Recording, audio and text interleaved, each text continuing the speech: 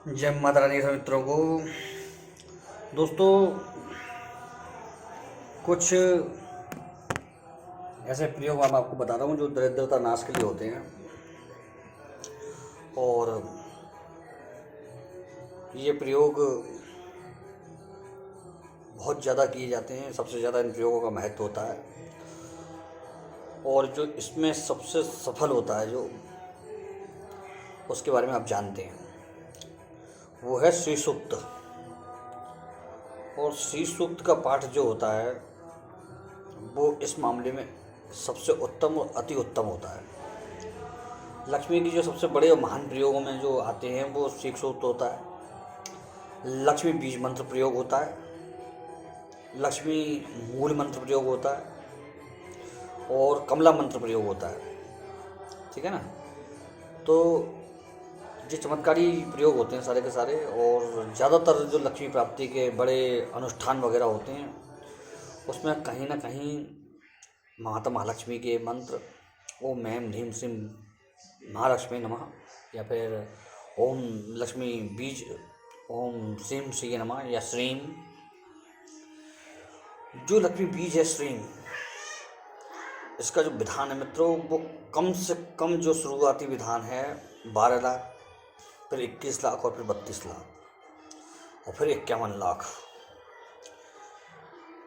इतनी संख्या इसकी, लाखों की संख्या क्यों है आप सोचेंगे। अब आप कहेंगे ये तो बहुत ज़्यादा हो जाते हैं। तो दोस्तों आपको एक चीज़ बता दूं, ये जिस टाइप के बीज हैं जो एक दिन में आप इसकी 100 माला कर सकते हैं, 200 माला कर सकते हैं। इतना आसान है। देखिए बताता हूँ आपको। श्रीं श्रीं श्रीं श्रीं श्रीं श्रीं श्रीं श्रीं, आपको मालूम भी नहीं पड़ेगा कि आपके सैकड़ों माला हो गई। तो ये इसका इसीलिए इतना लंबा विधान है। ये कोई 12-32 लाख कुछ ज़्यादा नहीं है। इसकी सरलता को देखते हुए कई लोग एक संकल्प के हिसाब से पाठ करते हैं। ठीक है ना, संकल्प के हिसाब से पाठ करते हैं और उस हिसाब से इसको किया जाता है। श्री सूक्त का जो मैं आपको एक स्पेशल विधान दे रहा हूँ, तो ये बहुत उत्तम विधान है। और इसके बारे में कहा जाता है कि इसका अगर यदि आप नियमित रूप से सही संकल्प रूप से पाठ करते हैं तो लक्ष्मी बरसती है इससे। और मैंने मैंने नोटिस किया, जो लक्ष्मीपति हैं या जो विशेष धन वाले व्यक्ति हैं, धन वैभवशाली व्यक्ति हैं, उन्होंने श्री सूक्त का पाठ कभी ना कभी अच्छा खासा किया है और काफ़ी करवाया। अगर खुद नहीं किया तो काफ़ी उन्होंने करवाया दूसरों से।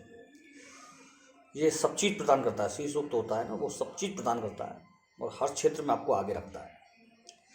श्री सूक्त की जो एक बहुत महत्वपूर्ण बात है वो ये है कि इसको जो भी व्यक्ति करता है, अगर वो संकल्प ना भी ले या फिर किसी कार्य विशेष के लिए ना भी करे तो भी उसको उसका फल अवश्य मिलता और सटीक मिलता है। तो श्री सूक्त के पाठ अमूमन आपको करने चाहिए और अमूमन लोग करते भी। इसमें कोई हानि नहीं है, कोई इसके साइड इफेक्ट नहीं होते हैं। ये लाभ ही लाभ देने वाले पाठ होते हैं। तो आपको उसको करके देखना चाहिए, इसके अनुभव लेने चाहिए। और नहीं किया तो कर देखो और फिर उसके मज़े देखो। कुछ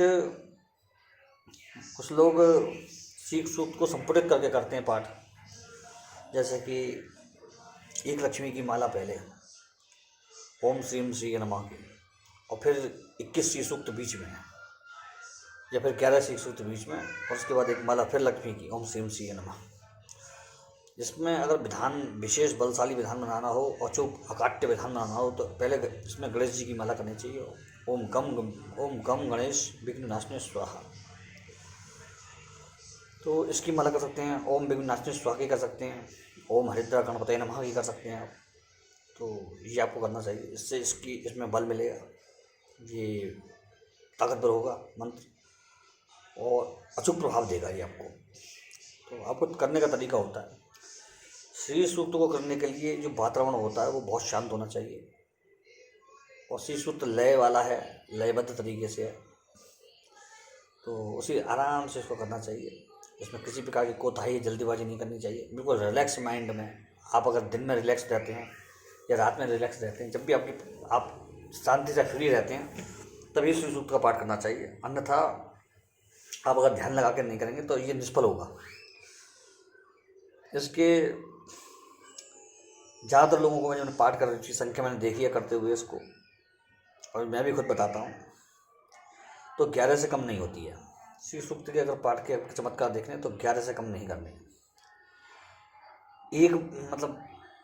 एक बार अगर 11 पाठ करोगे तो आप दरिद्रता से मुक्त हो जाओगे।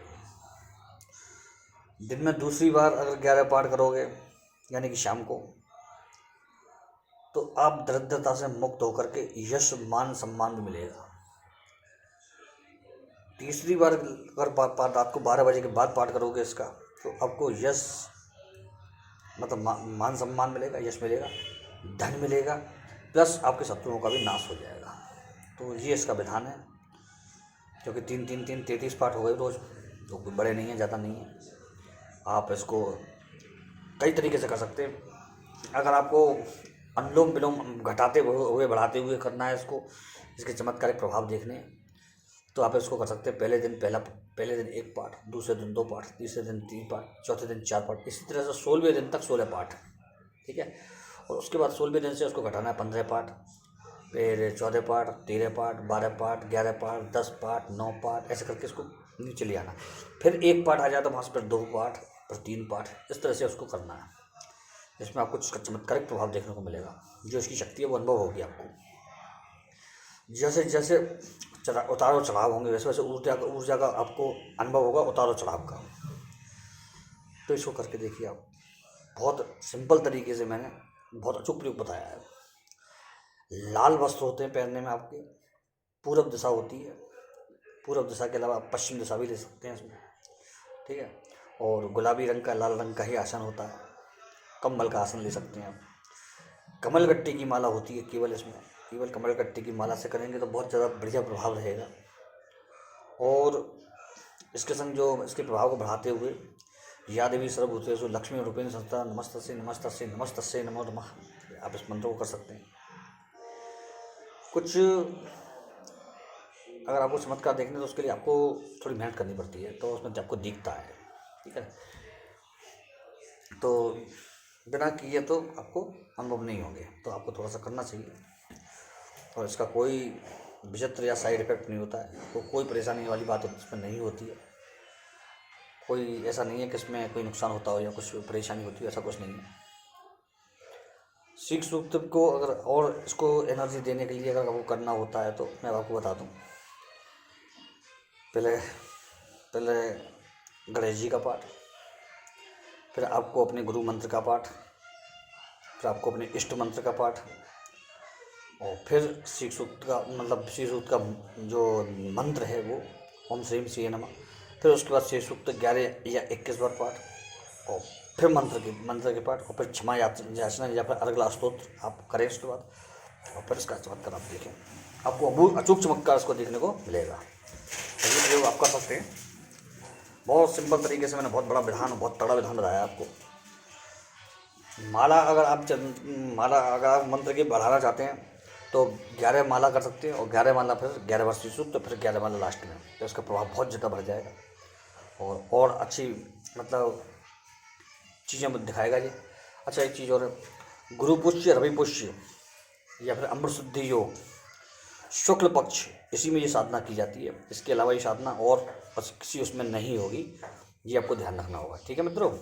तो चलिए आप इसको करके देखिए और इसको प्रयोग को मुझे बताइएगा। बहुत चेटक वाला चमत्कारी प्रयोग है और सबके लिए है, कोई भी इसे कर सकता है। इसमें कोई रक्षा वगैरह की आवश्यकता नहीं होती है, कोई बंधन की आवश्यकता नहीं होती है, किसी प्रकार का कोई उटक नाटक नहीं होता है, ठीक है ना। इसमें केवल आपको अपने गुरु आज्ञा से, जब जो भी आपने गुरु बना रखे हैं उनको आप, जो भी कोई भी हैं, पंडित हैं, गौरी हैं, कोई भी हैं, तांत्रिक हैं, उनको आप मानते हैं, उनको उनके हिसाब से भेंट दीजिए आप मन के हिसाब से, अपने जो आपकी इच्छा हो, श्रद्धा हो। उसके बाद उनसे आज्ञा लेकर के या उनको बता करके कि ये मैं पाठ शुरू कर रहा हूँ, आप इसमें से मुझे सफलता दिलाएं और फिर इसका पाठ शुरू करें। आपको आशातीत सफलता मिलेगी और धन के मामले में इससे उत्तम कोई मैंने देखा नहीं है। तो ये बहुत अचूक चीज़ बताई है मैंने आपको, ठीक है ना मित्रों। तो आप इसे करें और इसके चमत्कार देखें।